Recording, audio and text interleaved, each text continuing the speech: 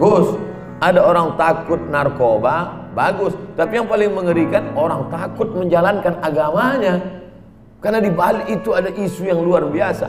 Maka saya menjelaskan, bukan untuk kita, tapi untuk anak cucu kita, bahwa meneriakkan Allahu Akbar tidak kontradiktif dengan berpancasila. Orang yang mengatakan negara saya Kesatuan Republik Indonesia, kami berpancasila, berundang-undang dasar 1945, tidak menafikan syahadatnya asyhadu an la ilaha illallah wa asyhadu anna muhammadar rasulullah. Hubbul watan minal iman, cinta tanah air adalah bagian dari keimanan. Itulah yang membuat kita bisa langgeng hubungan ini sampai 74 tahun lamanya. Dan kita ingin sampai akhir hayat tetap menjadi orang Indonesia dan tetap menjadi hanifan musliman wa ma ana minal musyrikin. Amin ya rabbal alamin. Adapun bertetangga dengan saudara kita Hindu, Buddha, Konghucu, Kristen, Katolik, Protestan, tak usahlah kita diajari bagaimana cara bertetangga. Bapak pergi ke Medan, lihat di sana ada kawasan namanya Kampung Keling. Kampung Keling. Tak mau disebut Keling, India. Dan di sana ada masjid tertua ketika gunung meletus, Gunung Merapi meletus 1887. Masjid itu sampai sekarang ada. Namanya Masjid India. Tapi jangan lupa, di situ juga ada kuil terbesar di Sumatera, di Kampung Keling. Dan saya masuk ke dalam. Saya melihat, oh ini, masuk saya ke dalam, izin. Boleh saya masuk? Boleh. Saya lihat kuil India, Kampung Keling. Saya tengok orang India yang masuk, cuci kaki, cuci tangan, masuk. Oh, mereka wudhu juga rupanya. Dan tertulis di pintunya, besar-besar, ini tempat suci, yang rok pendek dan celana ponggol dilarang masuk.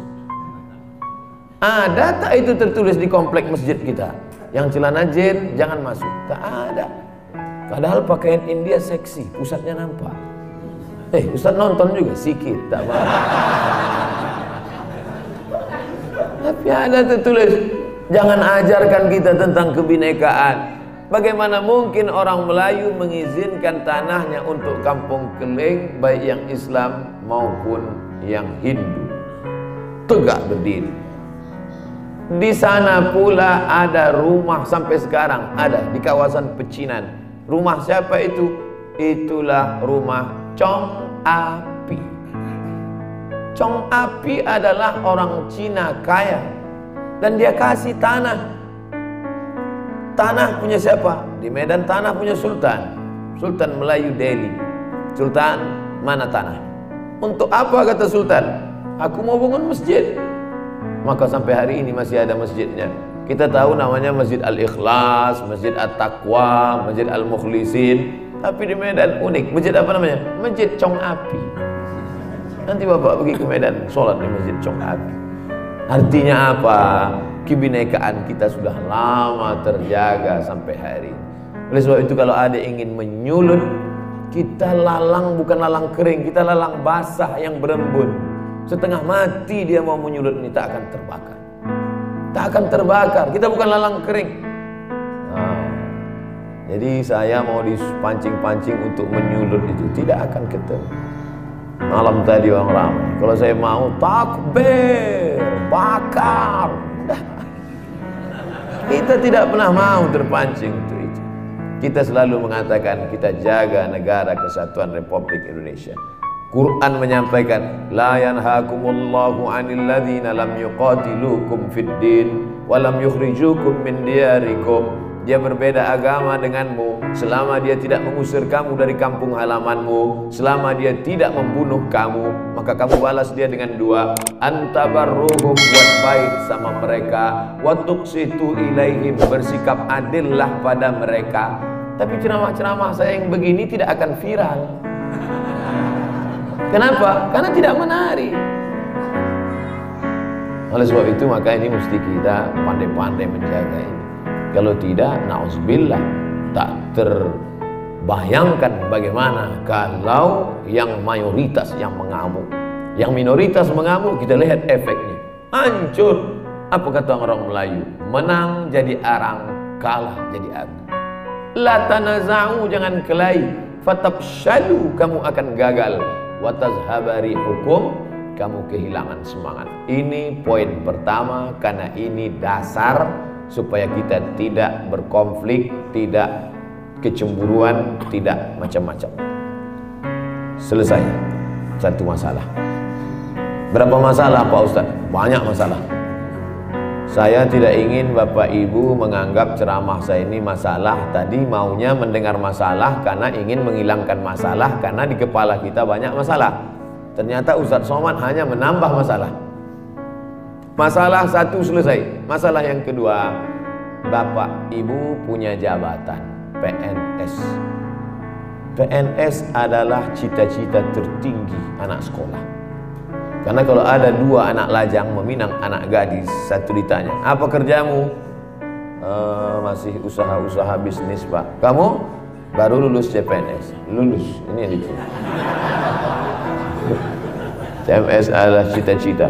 Saya pulang dari Mesir membawa ijazah LC, pulang dari Maroko membawa MA. Haji Abdul Somad LC MA, status honorer. Tes PNS, kata mak saya, ikutlah kau nak tes PNS. Tes seleksi berkas, tes potensi akademik, tes bahasa Arab, bahasa Inggris, tes audisi ujian mengajar, tes, lulus. Barulah bangga orang tua. Karena ibu udah PNS, udah lama lulus dah.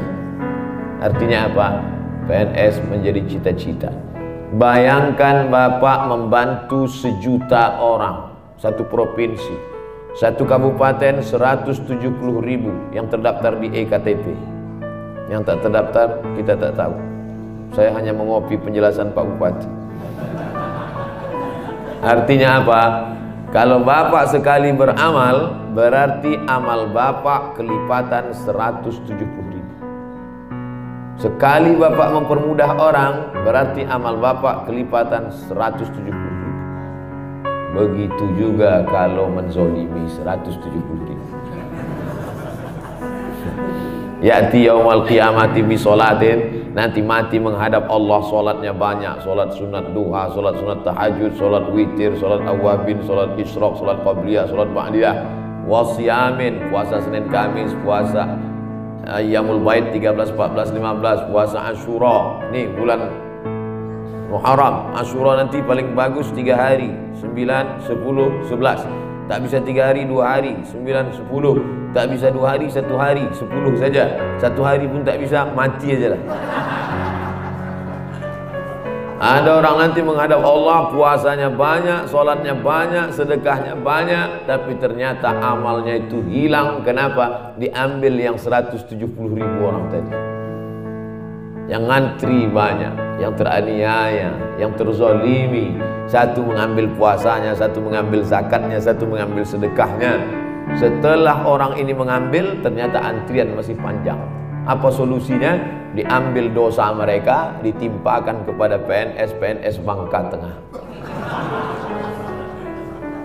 Summa turihat ilaih, dicampakkan pada mereka. Summa turiha finnar, lalu mereka pun dilemparkan ke dalam neraka jahanam. Mereka masuk neraka bukan karena narkoba, mereka masuk neraka bukan karena berzina, masuk neraka karena satu, menzolimi orang lain. Tapi saya tak mau, jangan gara-gara ini lalu besok tak ada lagi masuk kantor. Masuk kepala dinas, kepala badan, kemana anggota kita? Semua udah pensiun dini Pak. Karena takut zalim, bukan itu. Makanya kalau menyampaikan ceramah itu harus seimbang. Kalau disampaikannya ada seorang memelihara kucing, rajin ibadah, masuk neraka gara-gara menganiaya kucing. Sampaikan juga ada seorang WTS masuk neraka gara-gara memberi minum seekor anjing. Masuk surga gara-gara memberi seekor anjing. Harus seimbang. Karena kalau tidak nanti orang akan meninggalkan. Jamaah, jangan lagi mikirkan dunia ini. Dunia ini najis, kotor. Akhirnya semua orang mau mati. Tapi sampaikan juga yang masuk surga nanti adalah orang kaya, At-tajiru saduqul amin, pedagang, bisnismen, punya hotel, properti, perumahan, kaya, dia masuk surga bersama para nabi, orang soleh, orang jujur dan amanah. Maka bangkitkan semangat umat ini. Poin kedua yang ingin saya sampaikan, ada PNS, orang ngantri panjang mengurus akte kelahiran anak, mengurus surat lahir, mengurus macam-macam. Kenapa panjang betul ngantri ini? Mohon maaf Pak, petugasnya mana? Sedang sholat duha. Berarti ada kekacauan dalam pemahamannya. Dia anggap mengurus orang banyak ini tidak ibadah. Yang dia anggap ibadah adalah sholat duha di musola. Ini alim tapi jahil. Kontradiktif. Karena duduknya di kantor dari jam 8 pagi sampai jam 4 sore adalah ibadah.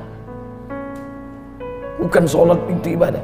Jadi kalau gitu kami tidak sholat duha di rumah sebelum berangkat.